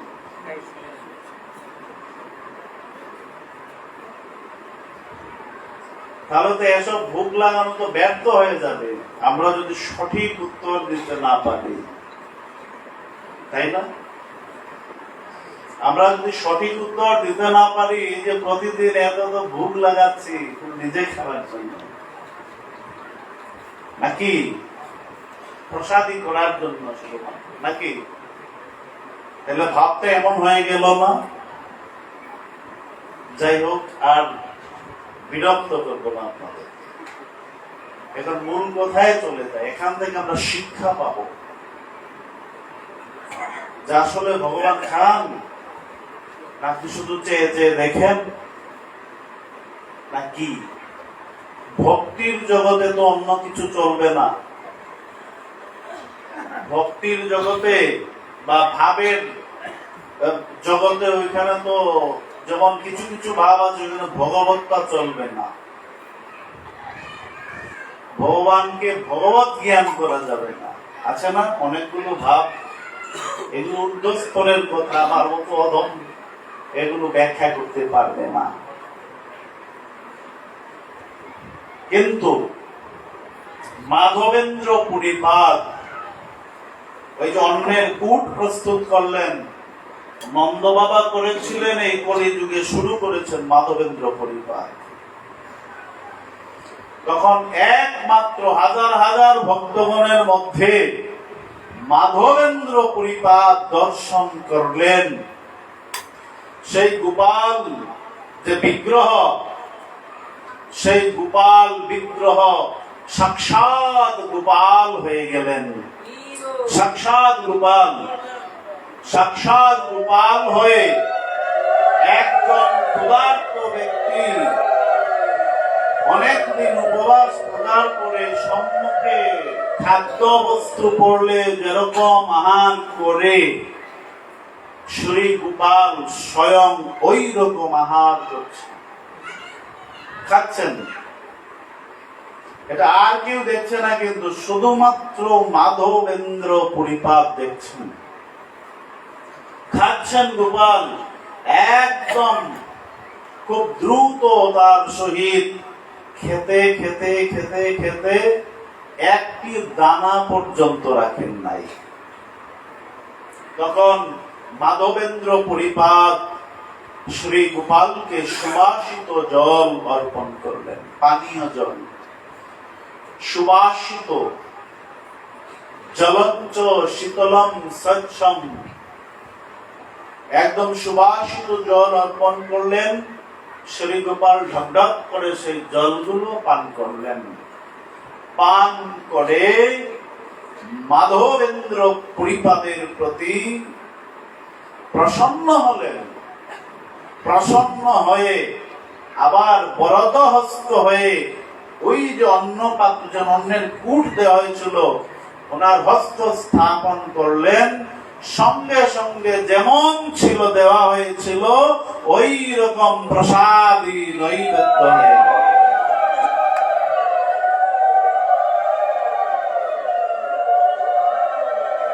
এর মানে এখানে ভাবনাটা এমন হওয়া উচিত, আমরা যে নৈবেদ্য প্রদান করি ভগবানকে অথবা অন্নভোগ ব্যঞ্জনাদি প্রদান করি, ভাবনাটা এরকম রাখা উচিত সমস্ত কিছু ভগবান খান। পরবর্তীতে শ্রী ভগবান তো সর্বশক্তিমান, তিনি নিজ মায়ায় সব কিছু আগের মতো এটা প্রসাদ হিসাবে রেখে দেন। উনি তো ইচ্ছা করলে সব পারেন, আমরা যা দিই তা তিনি খান, আর পরে যেটা থাকে সেটা ওনার নিজের ঐশ্বর্য দ্বারা তিনি সৃষ্টি করে দেন প্রসাদী হিসাবে, প্রসাদ, মহাপ্রসাদ হিসাবে দেন। তাহলে এখন তো আমাদের দ্বন্দ্ব বুঝলো, ভগবান প্রসাদ খান, খান তো। এখন যদি কেউ বলে যে ঠাস করে বলে দিতেন এইরকম দ্বন্দ্ব অবসান রাখলে তবে, তাহলে এতদিন আমরা যা দিয়ে এসেছি সব ভুল। ভগবান অবশ্যই গীতাতেও তো বলেছেন, পত্রম পুষ্পম ফলম তয়ম ইয়মে ভক্ত প্রযচ্ছতি তদ অহম ভক্ত উপহরিতমস্মামি প্রযত্বাত্মন। অর্থাৎ ভক্তগণ আমাকে পত্র, পুষ্প, ফল, জল যা কিছু অর্পণ করবে তা যদি ভক্তি দ্বারা অর্পিত হয়, ভক্তির সহিত, ভক্তির দ্বারা আমাকে উপহার দেয়, তাহলে অস্মামি শব্দের টিকা ব্যাখ্যা করা হয়েছে। অস্মামি শব্দ গ্রহণ করা মানে হচ্ছে আমি হাতে নিলাম, আবার রেখেও দিতে পারি, খেলাম না। একজন আমাকে ধরুন ফল দিল, আমি হাতে নিলাম, রেখে দিলাম, এটা আমার গ্রহণ করা হলো। হাতে নেওয়া মানে গ্রহণ করা, কিন্তু খাওয়া নয়। গ্রহণ করা আর খাওয়া দুটো জিনিস। এখানে অস্নামি শব্দের অর্থ হচ্ছে খাওয়া। ভগবান খান যদি সেটা ভক্তি দ্বারা প্রদত্ত হয়। শর্ত জোড়া কিন্তু আছে, দিলেই যে খাবেন তা না। ভগবান এত উপবাসের নন, এই জগতের জিনিসে তার কোনো প্রয়োজন নেই। কি ক্ষমতা আছে আমাদের? এই পত্র, পুষ্প, ফল, জল কার সৃষ্টি? আমাদের। যদি তার সৃষ্টি, তার জিনিস তাকে দিচ্ছে, এখানে আমাদের কিসের ক্রেডিট? এক ফোঁটা জল তো আমাদের সৃষ্টির ক্ষমতা নেই। কালকে একজনকে প্রশ্ন করব, ভগবানকে আমাদের দেয়ার কি আছে? একজন বলল নয়নের জল। এটাই কি আমরা দিতে পারি ভগবানকে? নয়নের জলটাকে আমাদের, যদি প্রশ্ন করা হয়, নয়নের জলটা কি আমাদের নিজের? এই দেহটা যদি তার হয়, এই দেহের মধ্যে যা কিছু শুধু তার সৃষ্টি, জলটাও তার সৃষ্টি। আমাদের একটু জল দেওয়ারও তাকে ক্ষমতা নেই, সৃষ্টি করার ক্ষমতা নেই আমাদের। তো নয়নের জলও যেটা আসে সেটাও তো তার। হ্যাঁ, দিতে পারি অন্তরের প্রেম, প্রীতি, ভক্তি, ভালোবাসা। ভগবান ওইটারই কাঙ্গাল, আর কিচ্ছু না। ওইটা যদি যে কোনো দ্রব্যে যদি অর্পিত হয়, ফল, পত্র, পুষ্প, জল, অন্ন, ব্যঞ্জন আদিতে যদি এটা আমরা যুক্ত করে দিতে পারি, তখন সেটা ভগবান গ্রহণ করেন। অনুরাগ থাকতে হবে, হৃদয়ের মধ্যে দরদ থাকতে হবে, না হলে ভগবান ওই যে বলেছেন চেয়েও দেখেন না। সেটা হোক গোপালদি সমস্ত বাজারের সমস্ত জিনিস এনে দিন, ভগবান ফিরেও তাকাবেন না। যদি তার মধ্যে অন্তরের অনুরাগ, দরদ না থাকে, ভাব না থাকে, ভাবগ্রাহী জনার্দন। আমরা যখন গ্লাসে জল পান করি, তাই না? আমরা গ্লাসে যখন জল পাই, দূর থেকে দেখলে কি মনে হয়? আমরা গ্লাসটাকে খাচ্ছি, তাই না? মুখে তো গ্লাস নেই, কিন্তু পান করি কি? জল। শ্রী ভগবানও এই ভোগ নৈবেদ্য গুলো হচ্ছে গ্লাসের মতো। আর ভগবান মূলত পান করেন ভাব, ভক্তি, ভাবগ্রাহী জনার্দন। যার মধ্যে ভাব নেই, ভক্তি নেই। দুর্যোধনের মধ্যে সেই ভাব ভক্তি ছিল না, এজন্য শ্রী ভগবান সে রাজভোগ গ্রহণ করেন নাই। কিন্তু বিদুর পত্নী এবং বিদুরের মধ্যে ছিল ভগবত প্রীতি, প্রেম, ভাব, শুদ্ধ ভাব, ভক্তি ছিল। নিষ্কাম অহেতুকি কলার ঝোলা পর্যন্ত খেয়েছিলেন ভগবান। ওইটারই কাঙ্গাল, আর কিছু নয়। মাধবেন্দ্র পরিপাদের মধ্যে সেই ভাব ছিল পরিপূর্ণ, পরিপূর্ণ দরদ মাখা সেই ভাব ভক্তি ছিল। এজন্যই এই জগতের এত এত ভক্ত থাকতে মাধবেন্দ্র পরিপাতকে ভগবান আকর্ষণ করেছেন। আপনার মধ্যেও যদি থাকে, দেখবেন আপনাকে যেতে হবে না, ভগবান নিজে আকর্ষণ করে আপনাকে নিয়ে যাবেন তার কাছে। মাধবেন্দ্র পরিপাতকে যেমন নিয়েছেন, আমাকে খাওয়া, শ্রী ভগবানের আবার কিসের খাওয়া? ওই তত্ত্ব দৃষ্টিতে গেলে কিসের খাওয়া? কোন খাওয়া লাগে তা? এই অনন্ত কোটি বিশ্ব ব্রহ্মাণ্ডের সর্বনিয়ন্তা যিনি, সর্বশক্তিমান এবং ভগবান বলি সর্ব ঐশ্বর্য দ্বারা পরিপূর্ণ, তার তো কোনো অভাব থাকতে পারে না, ক্ষুধাতৃষ্ণ থাকতে পারে না। সেই ভগবত্তা প্রকাশ করলে তার কিছু নেই, তিনি শুধুমাত্র এই ভাব ভক্তি প্রেমের কাঙ্গাল, আর কিচ্ছু না। পরবর্তীতে গোপাল বিগ্রহ প্রতিষ্ঠা করিয়ে গোপাল আরেকদিন স্বপ্নে দেখালেন পুরীকে, পুরী মাধব যাও, আমার গায়ে যে অঙ্গতাপ আমার জুড়াচ্ছে না, এই গ্রীষ্মের দাবদাহ, আমার অঙ্গে মলয়জ চন্দন কর্পূর যুক্ত করে আমার লাগাও। মলয়জ চন্দন পাওয়া যায় উড়িষ্যায়, দক্ষিণ ভারতে। বৃন্দাবন থেকে সেই উড়িষ্যা 1200 মাইল দূরত্ব। পুরী বলছেন ভগবান, আমি বৃদ্ধ বয়সে কি করে যাব? যাও মাধব, আমি বলছি তুমি পারবে। মাধব পুরী তিনি গেলেন। এই রেমুনাতে কি চুরি করলেন গোপীনাথ মাধবেন্দ্র পুরীর জন্য? মন্দিরে গিয়ে পূজারীকে বলছেন তুমি কি কি ভোগ লাগাও? সেই পূজারী বলছে আমি আরতির পর, সন্ধ্যা আরতির পর অমৃত খেলি ক্ষীর ভোগ লাগাই 12 খানা মৃত পাত্রে, অমৃত খেলি ক্ষীর। তখন মাধবপুরীর মনের মনে জাগলা, ওই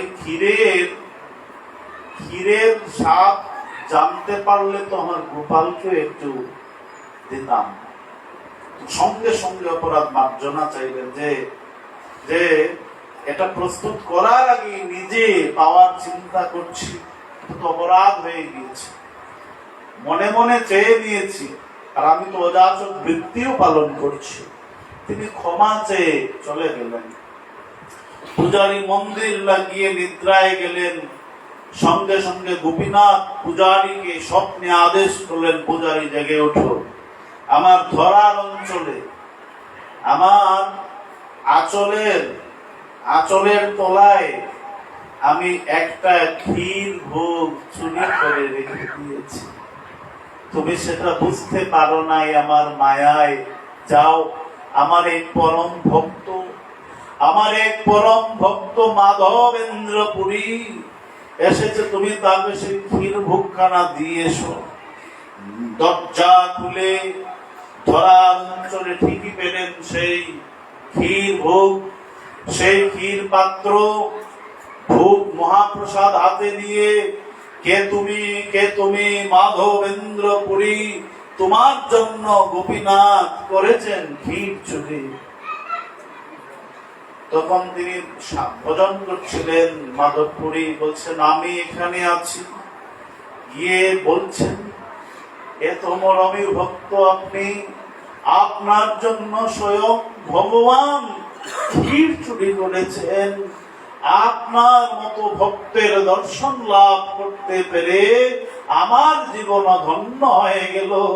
এত বছর ধরে সেবা পূজা করছি, ভগবানের দর্শন লাভ করি নাই, আজ আপনার উপলক্ষে আমি স্বপ্নে ভগবত দর্শন করতে পেরেছি। ক্ষীর পাত্র হাতে দিয়ে মাধবপুরীর চরণ কমল বন্দনা করলেন বারংবার, বললেন ধন্য ধন্য আপনি, ধন্য ধন্য আপনি মাধবেন্দ্রপুরী, আপনার জন্য গোপীনাথ করেছেন ক্ষীর চুরি। প্রণাম করলে চলে গেলেন। তিনিও শিরে মহাপ্রসাদ বারবার ঠেকিয়ে বন্দনা করলেন, প্রসাদ পেলেন, মৃৎ পাত্রগুলো ভেঙ্গে ভেঙ্গে ঝুলনায় রাখলেন, তিনি সেটা পাবেন। এটাও নতুন শিক্ষা। মাটির পাত্রে ভোগ দিলে মানুষ কিন্তু সেই পাত্রটা ফেলে দেয়, কিন্তু সেই মাটির পাত্রটাও কিন্তু মহাপ্রসাদ হয়ে যায়। এটা কিন্তু আর কেউ পায় না, মাধবেন্দ্রপুরী কিন্তু পেয়েছেন। ওই রেমুনায় আসার পূর্বেই কিন্তু তিনি শান্তিপুরে অদ্বৈত প্রভুর গৃহে গিয়েছিলেন। ওইখানে অদ্বৈত প্রভু দীক্ষা নিয়েছেন ওনার কাছ থেকে। ওই সময় নবদ্বীপ হয়ে এসেছেন। সেই সময় নবদ্বীপে জগন্নাথ মিশ্র, মাতা সচী দেবী উনাকে সসম্মানে ভক্তি করে নিজ গৃহে নিয়ে সেবা দিয়েছেন। আর ওই সময়ে কিন্তু তাদের ভক্তিতে তিনি পুনঃ পুনঃ আশীর্বাদ করে এসেছেন, ধন্য ধন্য জগন্নাথ, ধন্য ধন্য হে সচী মাতা, তোমাদের আশীর্বাদ করছি, তোমরা ভক্তিমতি লাভ করেছি। ভক্তের পরম মরমী ভক্তের সঙ্গ পেয়েছেন, সেবা দিয়েছেন। এজন্যই কিন্তু তারা শ্রীমন মহাপ্রভুকে পুত্র রূপে লাভ করতে পেরেছেন, সেই মহতের কৃপায়। মহৎ কৃপা বিনা কিছু লভ্য না হয়। মহতের কৃপা ছাড়া এই জগৎ সংসারে কোনো কিছুই লাভ করা যায় না। পরবর্তীতে কিন্তু সেই পুরী ধামে গিয়ে জগন্নাথ দর্শন করে পুরী রাজার নিকটে গেলেন। পুরী রাজা সেই চন্দন কর্পূর এনে দিলেন, সঙ্গে সেবক দিলেন, যাতে করে বহন করে নিয়ে যায়। আসলেন পুনশ্চ রেমুনায়। রেমুনায় আসার পরে আবার ওই দিন রাত্রে গোপাল স্বপ্নাদেশ করলেন, মাধবেন্দ্র, তুমি যে মলয়জ চন্দন এবং কর্পূর এনেছ সেটা গোপীনাথের অঙ্গে লাগিয়ে দাও। আমি আর গোপীনাথ অভিন্ন। আমার তুমি যদি গোপীনাথের অঙ্গে লাগিয়ে দাও, আমার অঙ্গটা শীতল হয়ে যাবে। এই তো অক্ষয় তৃতীয়া থেকে পরবর্তী 21 দিনের সামনেই অক্ষয় তৃতীয়া আসছে। সেই অক্ষয় তৃতীয়া থেকে 21 দিন ভগবত অঙ্গে চন্দন লেপন করা হয় ভগবানের অঙ্গতাপ নিবারণের জন্য। এ সময় যারা চন্দন লাগায় তাদের জীবনের, তাদের হৃদয়ের তাপ শীতল হয়ে যায়। এই যে ভগবত কর্ম, ভগবত লীলা, প্রত্যেকটি সেবার অঙ্গ ভক্তের কল্যাণের জন্য, ভক্তকে কৃপা করার জন্য। ভগবান আবার অঙ্গতাপ কিসে? তিনি তো সর্বশক্তিমান। এই যে লীলা বিলাস করেছেন, এগুলো সমস্তই ভক্তকে করুণা করার জন্য। যারা ওই ভাব ভক্তি নিয়ে ভগবত চরণারবিন্দ অর্জন করবে, তারা ভগবানের সমস্ত কৃপা লাভ করবে, নিজেকে ধন্য করতে পারবে। পরবর্তীতে মাধবেন্দ্রপুরী কিন্তু বিভিন্ন তীর্থ সমূহ পর্যটন করেছিলেন এবং শেষের দিকে রাধারানীর যে বিরহ, সেই বিরহ তিনি লাভ করেছিলেন। ওনার সেই প্রেমের দশম দশা তিনি প্রাপ্ত হয়েছেন। এবং বলা হয় শ্রীমন নিত্যানন্দ প্রভু কিন্তু শ্রীমন নিত্যানন্দ প্রভু মাধবেন্দ্র পরিপাদের কৃপা লাভ করেছিলেন, তিনি দীক্ষা লাভ করেছিলেন ঈশ্বর পরিপাদ শ্রী গুরুদেব তো মাধবেন্দ্র পুরী এত সেবা করেছিলেন, গুরুদেবের এত সেবা, সেটা অবর্ণনীয়। এবং মাধবেন্দ্র পুরীপাদ যেখানে বাহ্য করতেন সেই স্থানটা তিনি পরিষ্কার করতেন। ঈশ্বর পরিপাদ এত সেবা করেছেন। এমনি এমনি মহাপ্রভুর গুরুদেব হয়েছেন ঈশ্বর পরিপাদ। এইরকম গুরু কৃপা লাভ করেছেন সেবা করে, গুরুদেব পূর্ণ শক্তি অর্পণ করেছেন ঈশ্বর পরিপাদের উপর, একে পূর্ণ কৃপা বর্ষণ করেছেন। এই গুরু কৃপার ফলেই কিন্তু তিনি শ্রীমন মহাপ্রভুর দীক্ষা গুরু হওয়ার মতো পরম সৌভাগ্য লাভ করেছিলেন। পরবর্তীতে মাধবেন্দ্র পরিপাদ তিনি যখন দেহত্যাগ করেন, বলা হয় রাধারানী যে শ্লোকটা সবসময় বলতেন কৃষ্ণ বিরহে, ওই দীন দয়ার্দ্রনাথ হে মথুরানাথ গদা বলকসে হৃদয়ম তদলোক কাতরম দ্বৈত ব্রাহ্মত কিম করুম মহম। হে দীনদয়ার্দ্রনাথ, হে মথুরানাথ, তোমার অদর্শনে আমি নিঃশেষ হয়ে যাচ্ছি, কবে তোমার দর্শন পাবো? এই শ্লোক বলেই কিন্তু মাধবেন্দ্র পরিপাদ ইহ লীলা সংবরণ করেছিলেন। জয় জয় শ্রী মাধবেন্দ্র পরিপাদ কি, জয় জয় শ্রী মাধবেন্দ্র পরিপাদ কি, জয় জয় প্রেম ভক্তি জগতের পরম অঙ্কুর প্রেম ভক্তি কল্পতরু শ্রীল মাধবেন্দ্র পরিপাদ কি। আমরা যেন শ্রীল মাধবেন্দ্র পরিপাদের এই প্রেম ভক্তির এক বিন্দুর ছিটা যেন আমরা লাভ করতে পারি, তাহলেই আমাদের মানব জীবন ধন্য হয়ে যাবে। দীর্ঘায়িত করছি না, আগামীকাল সেই ব্রজেন্দ্র নন্দন যেই শচীসূত হইলা, সেই শ্রীমন মহাপ্রভু গৌর সুন্দরের আবির্ভাব তিথি সুবদূর পূর্ণিমা মহোৎসব।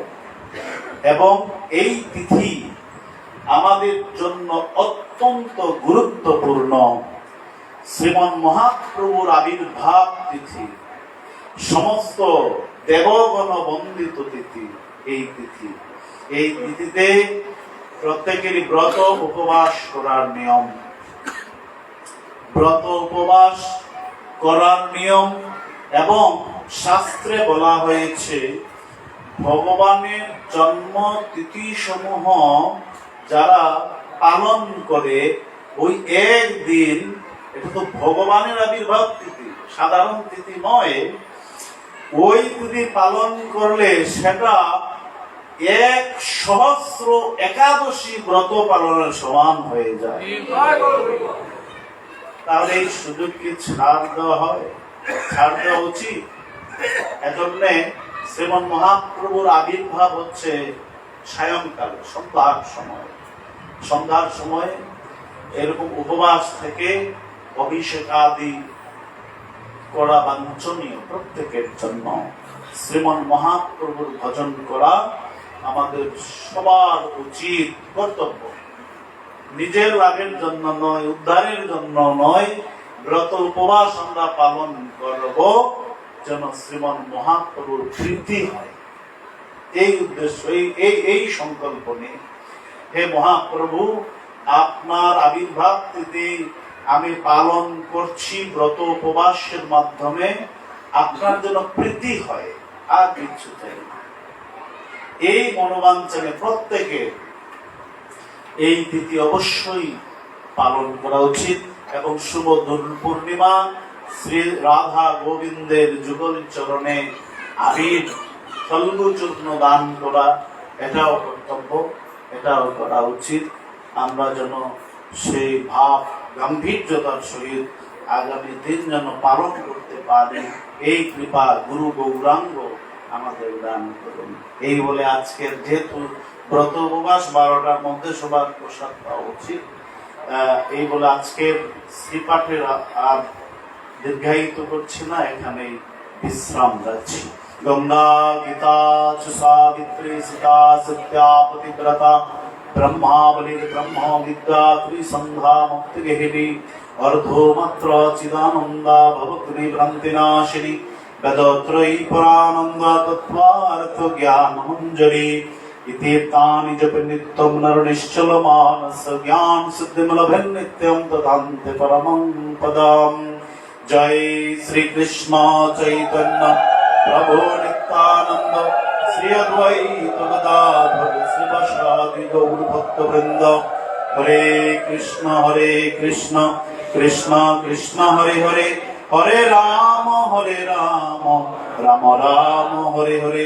হরে কৃষ্ণ কৃষ্ণ কৃষ্ণ হরে হরে, হরে রাম রাম রাম হরে হরে।